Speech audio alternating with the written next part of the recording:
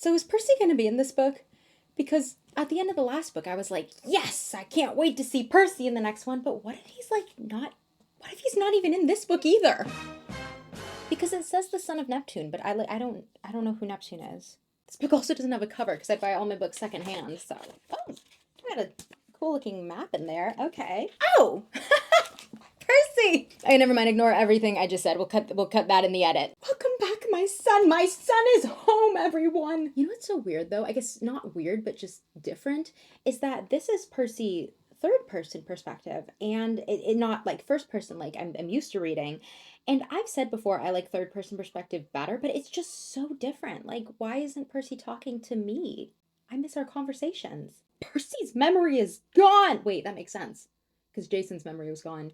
And also that makes more sense to be told through a third person perspective if Percy doesn't remember who he is, because otherwise like the whole narration would just be, who am I? Who am I? Who am I? Who am I? Berkeley? Oakland? Is this what it felt like for you New Yorkers and East Coasters when you read Percy Jackson and they would say something really confusing like Manhattan or the Empire State Building? It's like, finally, I know where these places are.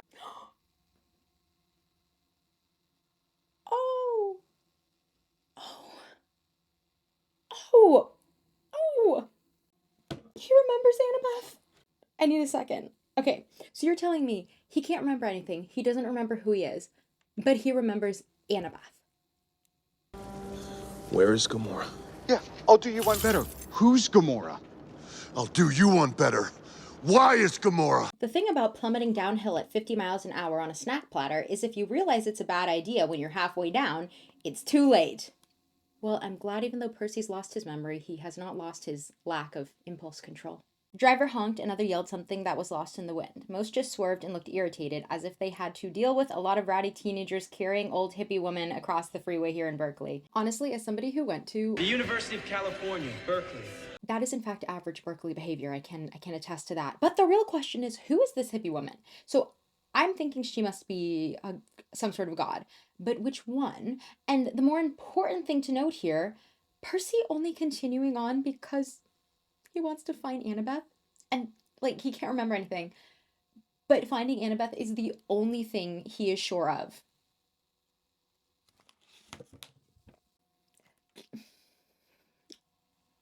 I think we're about to enter the new camp. Percy felt like he'd stepped into a secret world. In the center of the valley, nestled by the lake, was a small city of white marble buildings with red tile roofs. Some had domes, others looked like palaces. He could see an open plaza with freestanding columns, fountains, and statues. A 5-story tall Roman Colosseum gleamed in the sun. So I expected a sort of summer camp feel like Camp Half-Blood, but this is giving more like the rich private school summer camp that my parents couldn't afford when I was a kid. Oh no, he's gonna lose the mark of Achilles. No, because I was wondering about that, because it's kind of hard to write a story where your main character is invincible. Like, how do you have it? Like, but anyway, and he thinks of Annabeth and runs into the river anyway, even though he knows he's gonna lose his protection. He's like, no, I gotta do it for Annabeth. Help. When will a man give up his power of invincibility for me? That's all I'm saying. Okay. Oh.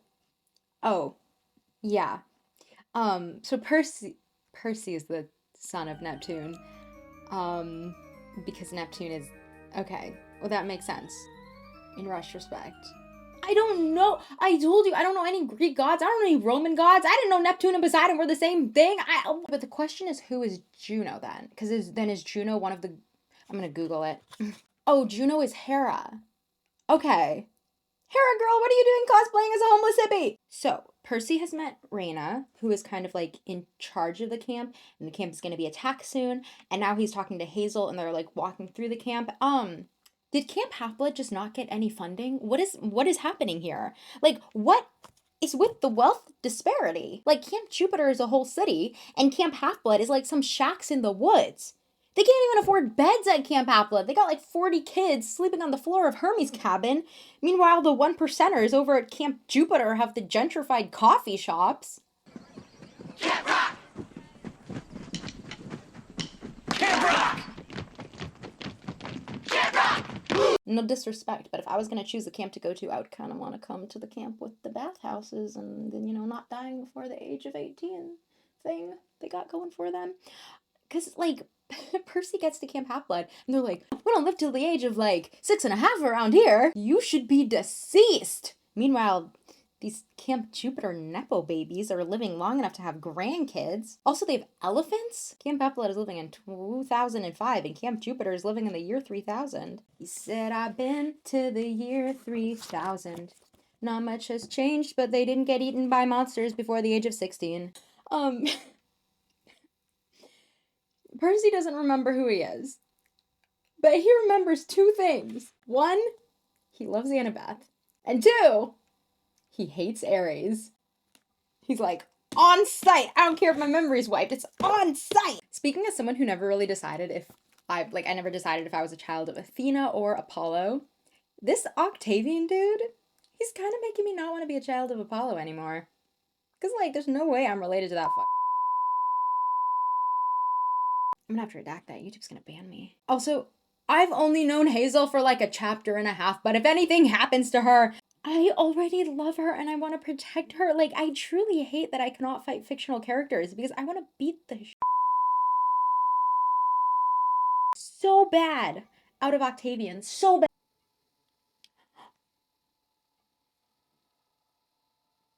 NICO! NICO! My child? My baby child? Oh! I don't know why. I didn't expect. Okay, I knew we were gonna see Percy.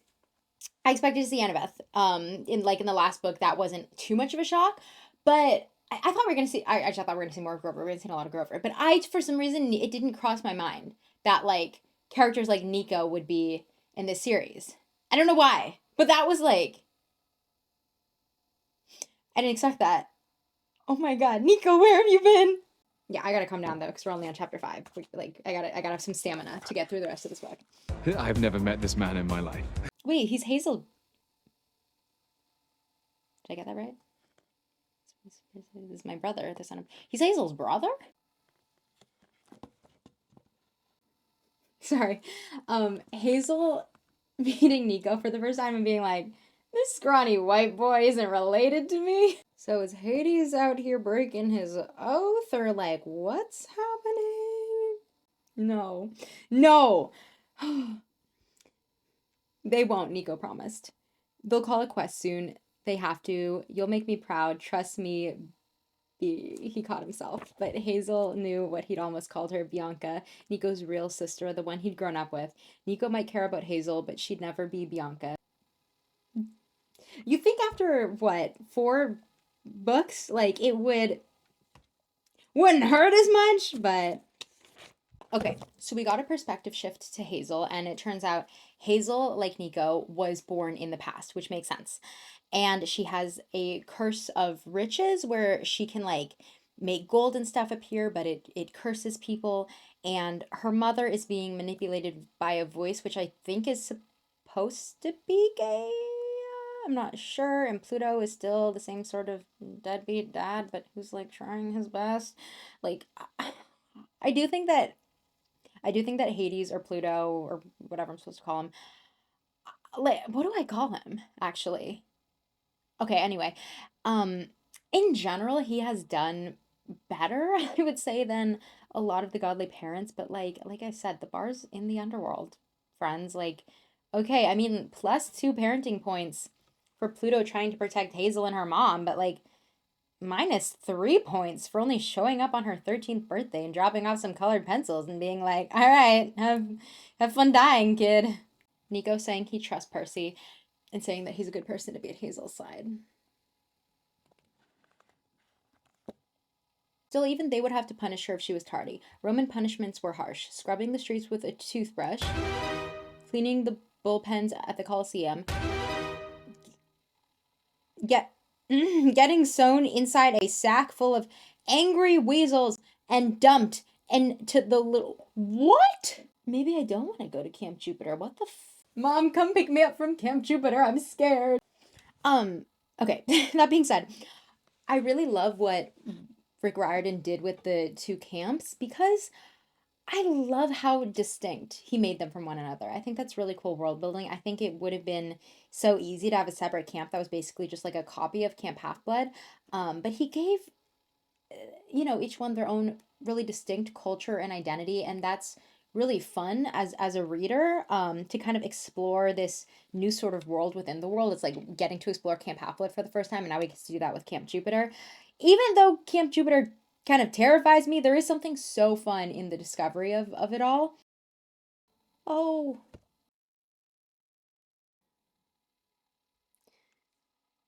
You have other sisters, Percy asked, almost if he knew the answer. One, NICO admitted, but she died. I saw her spirit a few times in the underworld, except the last time I went down there to bring her back, Hazel thought, though NICO didn't say that. She was gone. NICO's voice turned hoarse. She used to be in Elysium, like the underworld paradise, but she chose to be reborn into a new life. Now I'll never see her again.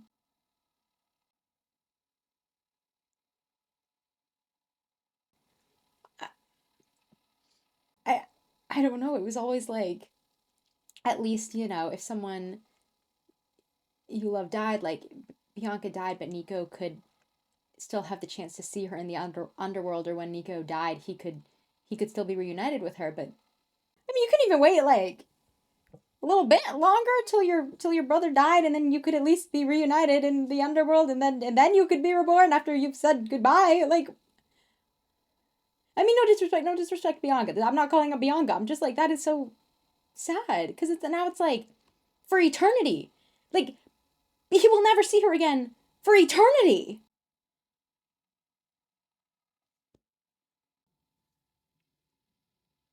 I think I need a break. I think we're gonna take a break there. I think, oh my god. We're gonna take a break here. We're gonna take a break here. So I said this when I was reading the last book, but I love how the split perspective style allows us to like really connect with the new characters. Because even though, I mean, I would love an entire book from Percy's perspective, obviously. Like, I didn't feel much toward Frank, honestly, when I was reading him from Percy's perspective. But now that I've gotten to like read about him, talk about himself in his own words, it just makes me feel so much more compassion for him. I feel like a protectiveness over him. That's a good lesson for real life too. You can gain a lot of compassion for a person once you really take the time to step into their shoes. But can I add Frank and Hazel to my list of adopted children, which is growing rapidly? How am I going to pay for all these adopted children? I can't afford college for all of them. Especially now that I know demigod children sometimes live long enough to go to college. How did I get here? Okay, back to the book. Oh, okay. So we finally got a bit more clarification on the Greek/Roman stuff. Because I'm not going to lie, I was confused. Like, I don't know who Neptune is. So like the gods change to be where the center of power is, which makes sense because that's why they're in America and Poseidon dresses like a fisherman surfer dude nowadays. So they moved to Rome and they developed Roman personalities. They're the same gods but with different personas. Am I getting that right? Frank couldn't blame him for feeling confused. The Greek/Roman stuff gave him a headache too. Same, Frank! Same! A woman appeared at the fire. She was a white woman, a white paw. Rick got his Cantonese slang down. A+. And restore your reputation there. He will free Thanatos? Thanatos. Isn't that the guy? Thanatos. Thanatos. There's a there's a wasp's nest that's like right outside my window. And the bees, they're bouncing on my screen. They're trying to get in my room. Be gone! Oh my god, that was the most satisfying thing I have ever read. So, they were playing the war games at Camp Jupiter. And, like, everyone was just beating up the 5th Legion, and their own side wasn't even doing anything to help. And then Percy and Frank and Hazel were able to, like, get up the wall and win the attack, and so the rest of the Legion joined in, and it's, like, it's so satisfying, because we as readers know that this is going to be, like, such easy work for Percy. Like, this whole chapter, I was just waiting. I'm like, Percy, obliterate them! Would you beat up Michael? Yeah, I don't think that would happen. Because we're friends. Because I would kick his ass. Well, Like, you don't know who you're dealing with. Nothing feels better than finally getting to watch the underdogs win. Yes! Get Octavian! Knock his ass. Man, this is so great. This chapter is the best. A few moments later. Oh! Gwen died? Oh, suddenly this is not fun anymore. Death! Death to Octavian! I don't mean to advocate for violence, but kill him! Oh, she's fine. Wait, what? Huh? What? What? Death loses its hold. That's probably going to be a problem for the future, but right now I'm happy that nobody is dead. Okay. Yeah, that in retrospect. Okay, so Frank is a son of Ares, or I guess Mars in this case. I don't have any excuse for not seeing that coming. That one was staring me right in the face. And I feel like I shouldn't have been thrown off by Frank's personality being so gentle, because this happened in the Lost Hero, where Piper was in personality felt very like un-Aphrodite-like, but like it didn't like, I don't know, okay? Also, I like him as Mars more than Ares. Like, he's kind of fun as Mars. Not gonna lie. Grover! Annabeth! And Tyson is looking for him. Oh. Sorry, Nico, failing at pretending like he doesn't know who Percy is, continues to be extremely funny. He's like, hey, what up, Percy? I mean, what up, random citizen? I don't know, and I've seen before in my life. Who are you?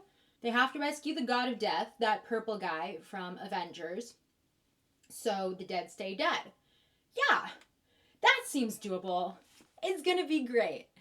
And nobody will die. And everybody will be fine. Yay! Of course, it seems so long ago. I suppose you wouldn't recall me even if you had your memory. I was just a little girl, one attendant among so many at the spa. But you spoke with my sister just before you and that other one, Annabeth, destroyed our home. Oh, wait. Oh. Wait. Oh. That's a throwback. I mean, honestly, even when I was when I read Sea of Monsters for the first time, it seemed like kind of a bad move to just unleash the pirates onto the spa people. I don't know. I'm okay, but like, Percy and Annabeth were what, 13, and she turned Percy into a guinea pig. So like, you can't be too mad at him, Raina. What I really love about this book so far is that I feel like we really got to live at Camp Jupiter for a while, because like now, despite how much private Ivy League college where 95% of the incoming freshman class were legacy admits, Camp Jupiter is giving, I do feel an emotional connection to the camp, and I want Percy to help save it, especially getting to see it through Percy's eyes, which is funny, I guess, because that was Hera's plan, like to do the swap so the camps would come to trust each other. Okay, you got me there, Hera. I wanted to give you a chance at Elysium, he said. That was the best I could do for you. But now I wish there was another way. I don't want to lose my sister. He didn't say again, but Hazel knew that's what he was thinking. I think it's break time.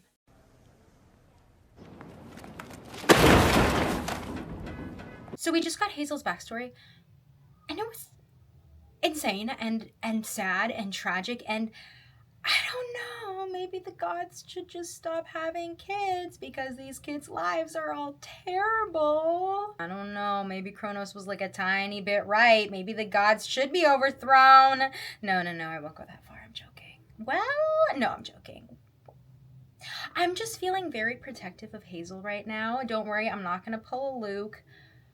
I can have nuance, but -5 parenting points for Hades/Pluto. I don't deserve a friend like you, she said. You don't know what I am, what I've done. Stop that, Hazel! Side note, I'm gonna file papers to adopt you as my child, so keep an eye out for that. Schist, said an angry voice from the grass. Hazel raised her eyebrows. Excuse me, schist. Big pile of schist. Is this the damn snack bar of the heroes of Olympus? Oh. You're so full of shit, talking mushrooms. Sorry, it's really hot out. I'm sweating. Speaking of hot, Percy's not doing too hot right now. Polybides came by, and it's so interesting getting to see Percy like this, because on the one hand, he's at like the height of his power. He's so much more experienced and skilled than like the rest of the people at Camp Jupiter and most of the demigods we've seen. And he basically has like years of fighting a war that's put him in this position of being a leader and of being a hero, even amongst demigods. But at the same time, it's the most vulnerable we've ever seen him, because like he can't remember who he is, and he's away from everyone he knows and loves. And it's just such an interesting and like new dynamic to see Percy navigate and to see him in. So from a reader's perspective, I'm eating it up, but sorry, Percy. Also, Iris is such a vibe. If I wasn't such a like Athena Apollo mix, absolutely I would claim Iris as a parent. Is this a safe space to admit I'm like a, what do the kids call it? Like a crunchy mom? No, like a granola almond. No, I'm not an almond mom. Like a Crunch Wrap Supreme. I hug the trees. Where was I? What was I talking about? Percy. Sorry, I was laying flat on the floor. Percy, Hazel, and Frank immediately having compassion for the Harpies. I just love the idea that compassion is the defining characteristic of anyone who is meant to be a hero character in these books. I love being a timid Harpy that likes reading books in libraries. Oh no, I have to adopt another one. Wait, did Percy drink the wrong vial? Is he die? Oh, never mind, he's fine. Yeah, he's okay. Okay, never mind, I overreacted. He's fine, everyone, a false alarm. Okay, so I did buy the shirt, but it's just for Frank and Hazel. It's just for Frank and Hazel. I don't know how I feel about the rest of them yet. But in honor of Frank and Hazel, I am supporting Camp Jupiter. So where are we in the book? Okay, Frank and Hazel are in one of Hazel's flashbacks. Hazel just gave up Elysium for her mother, which I think the underworld needs some reform. I don't know how much we can mess with it because, like, I know it's based on actual mythology, but kind of like how Percy implemented some systemic reform into the gods at the end of the original series, I would love to see the underworld get some reform, because what do you mean Hazel doesn't get to go to Elysium because she defended her mother? I would like to speak to the underworld's lawyer, please. I don't know, I would love to see this series at some point have like a Good Place style adventure where they're just like going through the afterlife, improving it, which by the way, if you haven't seen The Good Place, I am on my hands and knees begging you to watch it. Such a good show. Anyway, he held out his hand. You're my sister too. You deserve another chance. Come with me. Okay. Can we talk about Frank and Hazel?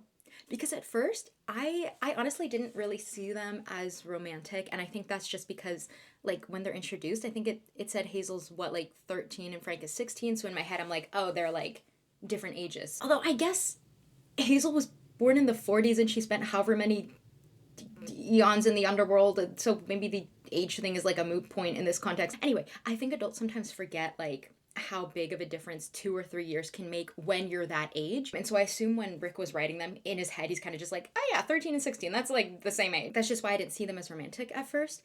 But oh my gosh, they are just so wonderful together. There's just so much genuine love between them.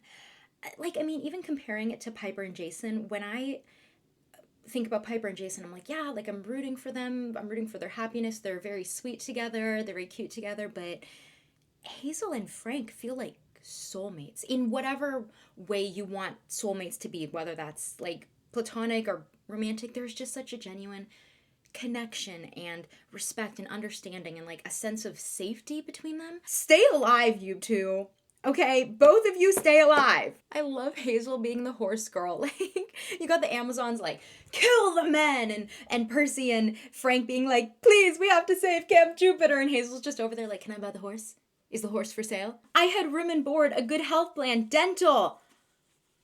Oh, now I'm not on Percy's side anymore. Imagine having a nice job at Circe's spa, and you got healthcare and dental and pet leopards, and then the son of the sea god comes in and messes everything up, and now you're working for Amazon, and you bet Amazon doesn't have a dental plan. They don't even have dental.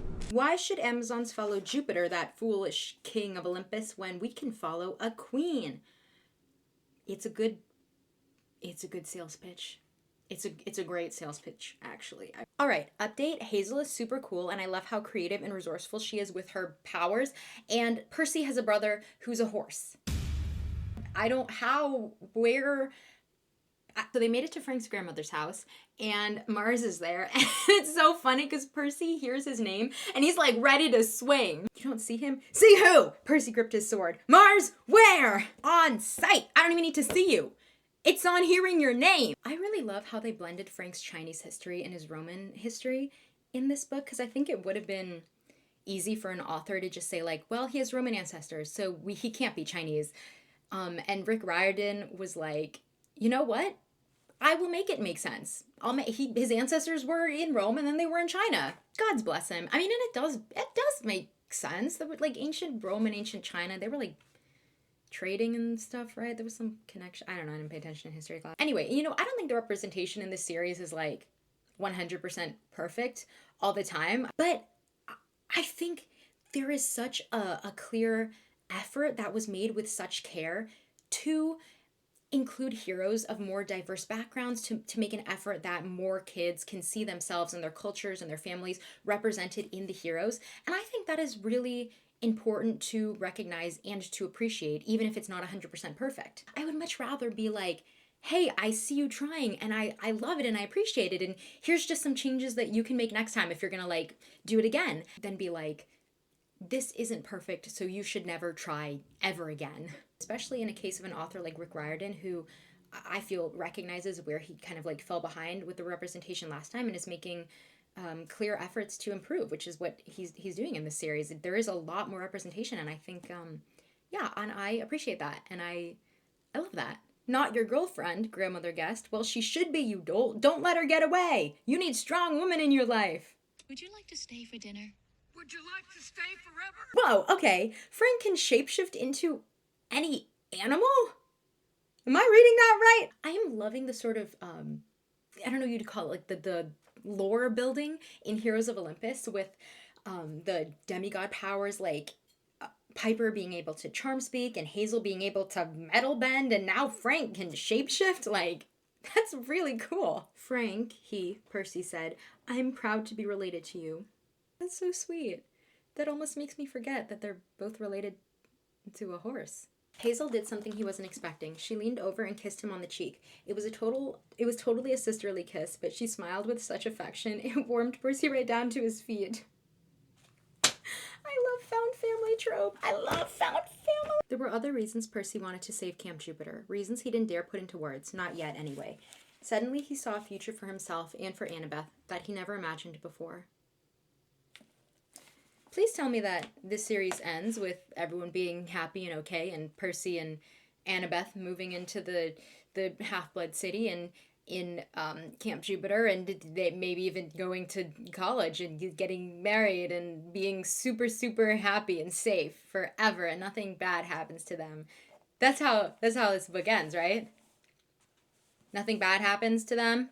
So I went to go eat, and then I have like 100 pages left, so I was gonna save it for another day, and then I realized I can't. I really want to finish this, so let's finish this. Two things. I love the imagery of Alaska with like the peaceful giants walking around, and also I love that they're on, like, they have a time crunch, but they're just sitting around eating breakfast, and that wasn't sarcasm. I actually love that. I feel like the original series was just so go, go, go, and this series has more of these like quiet moments to rest in between the action and scary things happening. And I feel like when you just get to sit with the characters, it really lets them get to know each other, and it lets you get to know them. I think that was one of the reasons that I fell in love with Harry Potter as a kid, because that series has a lot of those quiet moments where there's not really any action happening. The kids are just in class, or they're in the common room, or they're playing Quidditch, or just like little quiet moments that really make you feel like you're living in the story. And I feel like these last two books they have much more of those like slice of life moments that I really love. So yeah, I'm very happy they're just sitting and eating breakfast, even though I'm like, what?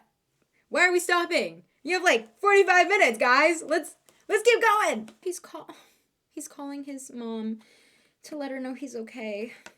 Crying over Sally Jackson again. I want to see I really miss Sally Jackson. I want to see her in this series, but actually maybe not. Just let her rest. That's fine. Let her rest. I do kind of want to see Sally Jackson bring out the gun again, but let her rest. Let her rest. Mommy? Do I know mommy? Sorry, Mommy? Frank and Percy are having a little heart-to-heart, and Frank is feeling insecure, and Percy is reassuring him, and I just never expected to feel so much love for a trio that wasn't Grover, Percy, and Annabeth. But these three have like crawled their way into my heart, and they've carved out a little space there. I love this dynamic where Percy is kind of like a big brother of sorts to Frank and Hazel. Like him being more experienced and you know, when at least at the start, a lot more powerful. But also we have Frank and Hazel both like protecting him and looking out for him. And I feel like for Piper, Jason, and Leo, maybe because they were all new characters, or maybe because they all like had memory loss of some sort, especially Jason, they kind of had to like earn their way into, like they kind of had to fight to get that trio status in my emotional heart space. But these three, they just like, I feel like they just go together like puzzle pieces. Hazel is stronger than me, because if Gaia was like, I'll bury you in dirt, but you can have your dream life, I'd be like, oh, sign me up. Well, no, okay. But Hazel is strong. That's what I'm trying to say. I love her. Also, NICO has been captured, kidnapped. He's gone. We're not going to think about that right now. That's going to be a problem for future me emotionally. Hazel is back in her old house, and she's looking at like her old photos, and like stuff are all still there. When do we get some therapy for Hazel? I feel like Hazel has not gotten enough time to process literally dying, her mom dying, having a kind of terrible time in the underworld, and then being dropped back into the future. Did you see her? Are you okay? I have a great past, so I'm totally fine. It's also interesting because Hazel is talking about how she thought Percy was like the descendant of Neptune that would save her, but now she's thinking maybe it's Frank, and I'm like, oh, wait, so maybe does the title The Son of Neptune refer to Frank, or refer to like both Percy and Frank? I mean, I guess Frank isn't like a son. He's like a great. Yes, horse girl Hazel to the rescue. If I had read this book as a kid, I think Hazel might have been my favorite character, just for like the sole reason that she has a magical pony, which I think was a dream for the majority of children at some point in their life. Purple snow-capped mountains marched off in either direction, with clouds floating around their middles like fluffy belts. In a massive valley between two of the largest peaks, a ragged wall of ice rose out of the sea, filling the entire gorge. I think I said this in the last video, but since it's third-person perspective, like in the original book, a series, we're sort of limited to like how Percy describes things, because it's solely told from his voice and point of view. But with this more third-person perspective, you can have more of that descriptive language, because we're not limited to like how Percy speaks or how Percy perceives things. It can be more like a third person description of the environment, which I like a lot.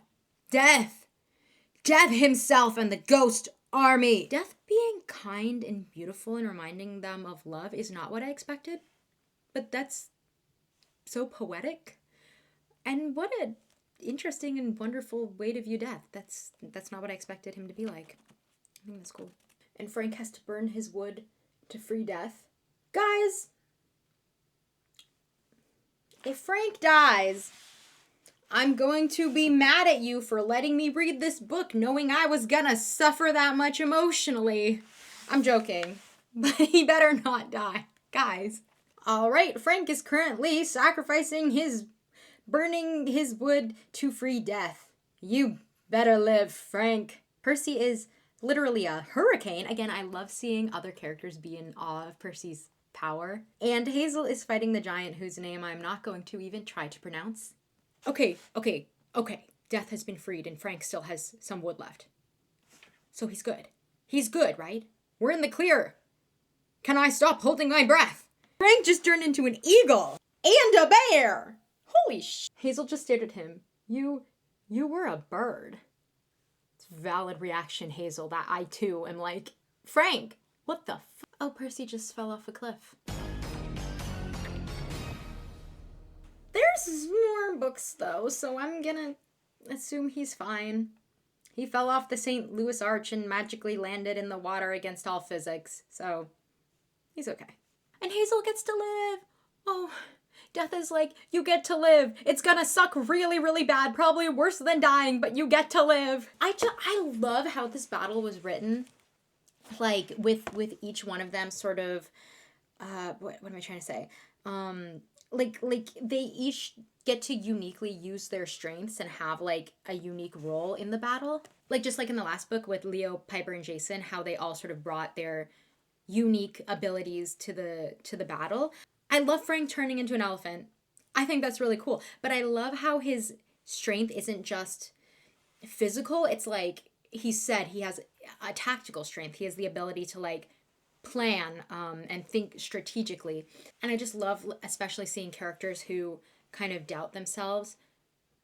What makes them unique is what makes them strong in battle. I love that. You're amazing, Hazel said, and you make a very handsome elephant. Oh, so it's kind of cute in a weird way. Has anyone noticed that every trio is like a couple and a third wheel? Just us and your friend Steve. Do Steve. Do Steve. When they ran out to him, Percy said, hey, like they were just meeting for lunch or something. You're alive, Frank marveled. Percy frowned. The fall? That was nothing. I fell twice that far from the St. Louis Arch. That's what I literally just said that in the last chapter. I literally just said that. That's so funny. So they made it back to the battle at Camp Jupiter, and Tyson and Ella have appeared, and are unexpectedly, they have sort of become a couple, which is unexpected but cute. Now they just need a third wheel and they're good to go. A horde of Cyclopses was hammering away at the campers of the 5th cohort, who were trying to keep their shields locked just to stay alive. Seeing them in trouble, Percy felt a surge of protective rage. These were the kids who'd taken him in. This was his family. Oh, feeling good about buying the shirt now. What an insane battle. I feel like the battles in this universe just keep getting bigger and bigger with each book. I mean, maybe this one is like not as grand in scale as the Battle of New York, because that was kind of like the culmination of that whole conflict of that series. But my heart is still beating so fast reading this one. And it's so cool to see all the different monsters and heroes like coming together in this battle. I'm not coming together against each other. Like everything just converging at once is really cool to see. Oh, Percy using Terminus as the god to help him kill Polybides. Like, literally just smashing him with the stone head.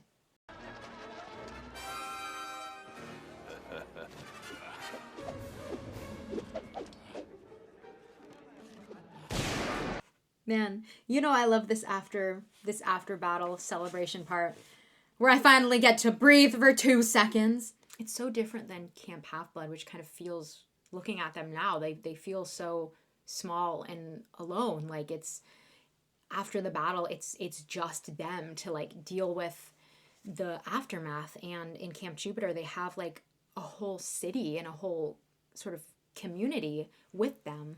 Also, Percy immediately beefing with Hera / Juno the second he gets his memory back, as he should. Keep my wife's name out your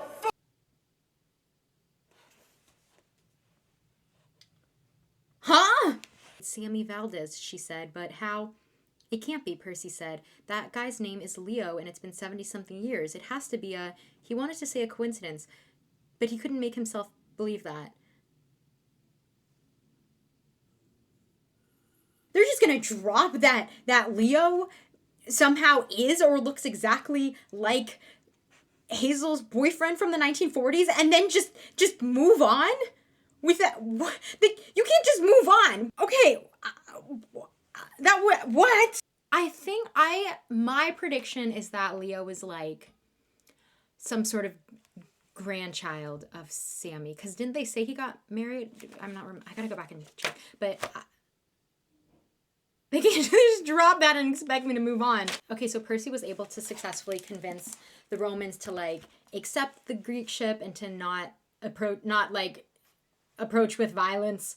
After getting to see his growth from being this like 12-year-old kid to now being this leader that people like listen to and respect, and him just having that sort of natural ability as a leader now is just a really cool to see that growth over time. Percy smiled. He knew the stakes were high. He knew this day could go horribly wrong, but he also knew that Annabeth was on that ship. If things went right, this would be the best day of his life. He threw one arm around Hazel and one arm around Frank. Come on, he said. Let me introduce you to my other family. Okay, that's it! No. Well, lucky for me, I can just start the next book right now. I don't know how you guys who read the series as it was coming out, I don't know how you waited. R.I.P. to you guys. I'm going to start the next book right now. Would it be a crazy thing to say that this is my favorite Percy Jackson book that I have read? Like, out of all the Percy Jackson books? Would that be a controversial opinion? I like the third-person perspective. I like how it felt more real in a lot of ways. Like I said, just like more slice of life, more immersive. Because it felt like we were actually moving through the story with them in real time versus the original series felt more like Percy telling me a story after it's already happened. And as much as I like Piper, Jason, and Leo, and I do really like them, and Leo has a very soft spot in my heart. I just feel like I really, really connected to Frank and Hazel, and I really loved their dynamic with Percy. And maybe it's a little unfair because I had the benefit of having Percy in the story, so I felt more connected to them as characters because I had already been very connected with Percy, and getting to like read Percy from a third person perspective, which was just so much fun. I love to see as well other people's perception of Percy. I think that was a lot of fun. And I don't know, it just added so much more to the story and to like Percy as a character for me. And I also really liked the side characters a lot in the story. I liked seeing, the little story between Hyla and Raina. I loved Ella. I just think like, I don't know. I really liked this one. I think also now, because the characters are a bit older now, I find myself relating to them more than maybe I did in the original series when they were a bit younger. I don't know, Percy just feels older and wiser, and it's just a combination of all those things which has made this my favorite book in the series, which I didn't expect. But what did you guys think? Did you like Heroes of Olympus better? Did you like the original series better? Like, what did you like the first person Percy perspective better? Do you like the multiple third person perspectives better? Next is Mark of Athena, and from what I can gather, people have told me that it is it's pretty emotional or like low-key traumatizing. Maybe I'm not prepared. Should I be afraid? Don't sugarcoat it. Am I going to be okay? As always, thank you so much for following along. Gosh, this is going to be a long video. If you're still here, hi. A lot of people have told me that they like watching my reactions, like that's fun for them. But then I also feel like it's so much fun for me because in turn, I like read all the comments and I see what people were excited about and what parts like we both found exciting, what they reacted to that maybe I didn't, or like what I liked and they didn't, or vice versa.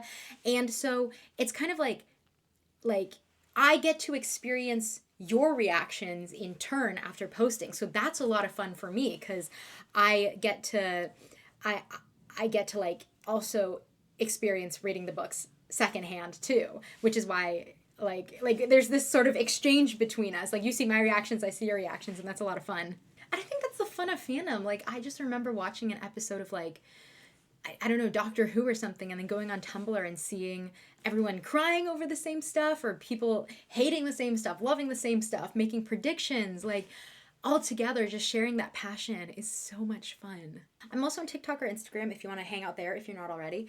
And see you for the next one. Hopefully I will survive. I don't know. Let me know. Let me know how much I need to emotionally prepare. I don't think I'm ready.